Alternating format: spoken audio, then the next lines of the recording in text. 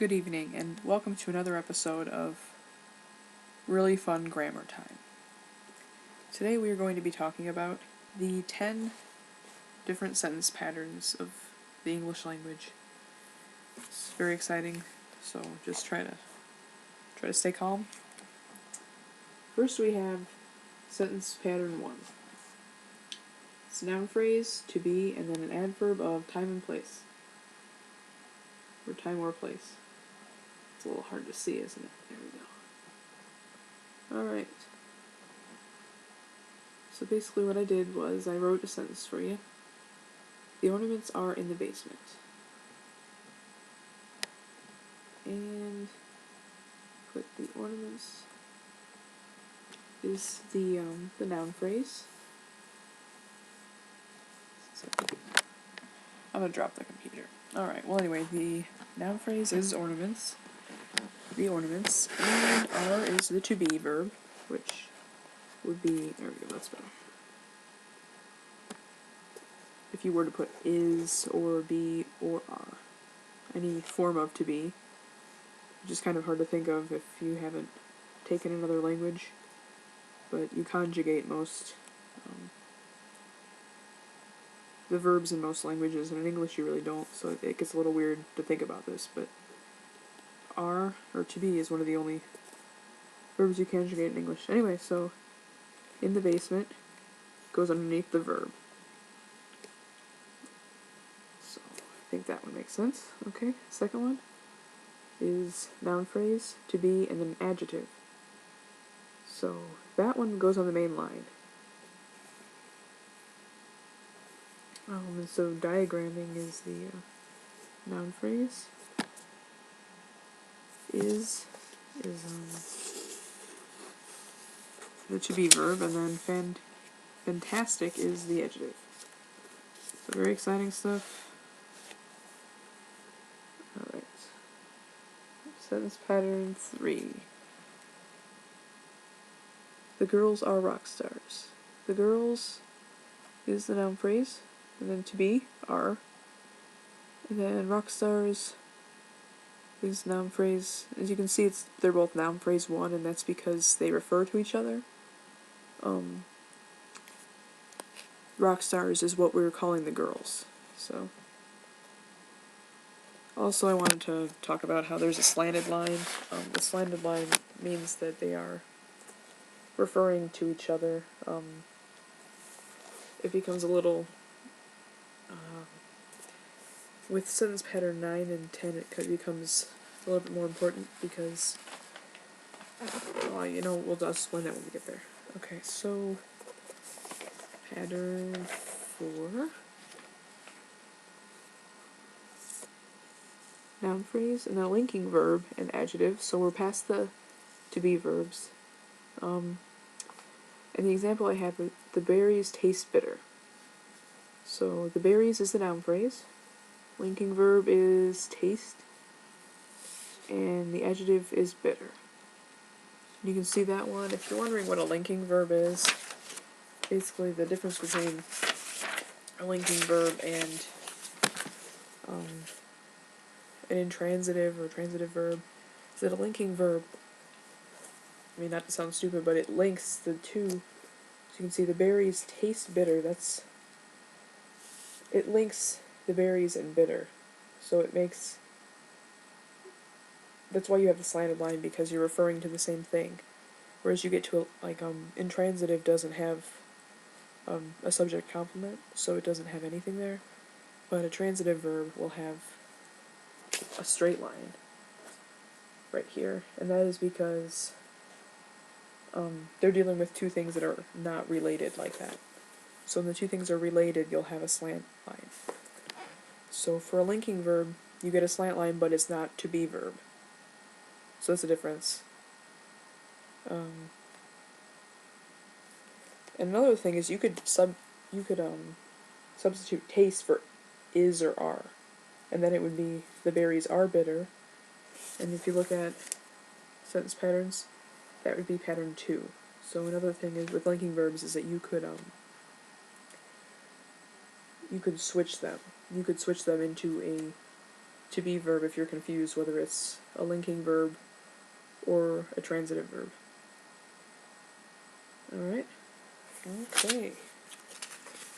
If you have any questions about that, you can post it in the comments. Alright, so pattern 5 is another linking verb. And it is noun phrase, linking verb, noun phrase. And again, this is noun phrase 1, noun phrase 1. So these are the same. Dad's juice became wine is the sentence. And so you see that Dad's juice and wine are the same. That's why there's a slanted line, because they are related like that. Okay? So pattern 7, or no, pattern 6 is the next one. That's noun phrase and intransitive verb. This is one of the easiest to spot because there's nothing after it. You can make a sentence, and there might be prepositional phrases after it, or even in between. But that doesn't matter. These are just the base sentences. Obviously, there's going to be prepositional phrases, and there's probably going to be, qualifiers and all kinds of conjunctions or crazy stuff like that. But these are just really basic. But these are easy to spot because there's only 2 parts. Aunt Barb laughed. And if you see a longer sentence that just has a lot of prepositional phrases, the most important thing to note is, would it be a sentence without those things if you were to take those pieces off? And if you have any sentences that you're curious whether they're intransitive, you can email me or YouTube me and maybe I'll be able to figure it out. So anyway, sentence pattern 7, I put a star by it because they're the most common. A lot of sentences we use are sentence pattern 7. I'm trying to make this less blurry here. Alright, for some reason the end of it gets really blurry, I don't know why. Alright, so we have noun phrase 1, transitive verb, and noun phrase 2. And again, this is the most common sentence pattern. And we have some guy recorded an LP. And as you can see, this has a straight line right here, and that is because some guy and LP are not referring to the same thing at all. They're completely different. So that's a straight line. So I hope that makes the slanted line make more sense. Now you look at Dad's juice became wine, you're referring to the same thing. Some guy recorded an LP, you're thinking about 2 different things. Alright? Sentence pattern 8.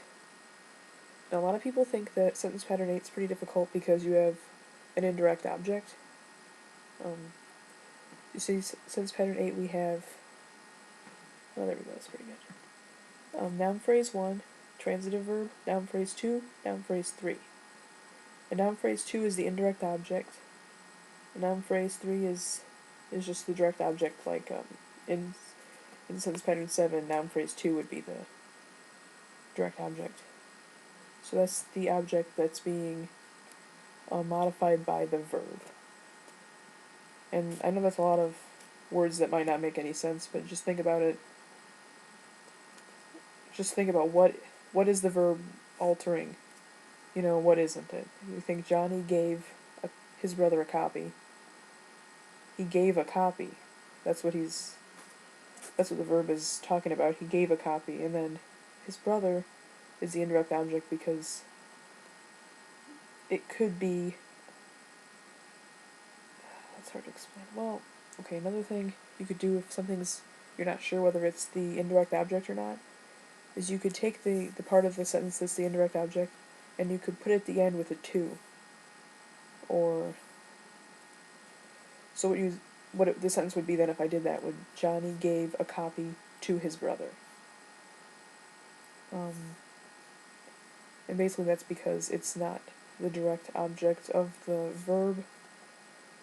I know that's a few words that might not make sense. So if you have questions about that, just message me. Or YouTube message me. Alright. Now sentence pattern 9. Let's see. There we go. We have noun phrase, transitive verb, noun phrase 2, and adjective. I made the cookies chocolatey. I don't even know if chocolatey is really a word, but I put it there. You can see I made the cookies, and you see that's a straight line, because I and the cookies are not related. Then you have the slanted line here because chocolatey. Chocolatey is describing the cookies, so that would be slanted because they're related. Alright, I think that's pretty simple stuff. I mean, you think about I made the cookies, you know that would be a pattern 7, because practically everything is a pattern 7. Then you just add the adjective onto it. Okay? Alright, and then pattern 10 is diagrammed in the very same way. Like, the diagrams look almost identical. So when you look at a sentence and you're trying to decide whether it's pattern 9 or pattern 10. Oh, sorry, okay. You diagram them the same way, so if you're just diagramming it doesn't really matter, but if you have to figure out what the actual pattern is, you see the difference is noun phrase, transitive verb, noun phrase 2, noun phrase 2. So instead of an adjective, it's a noun phrase. So you can see chocolatey in sentence pattern 9.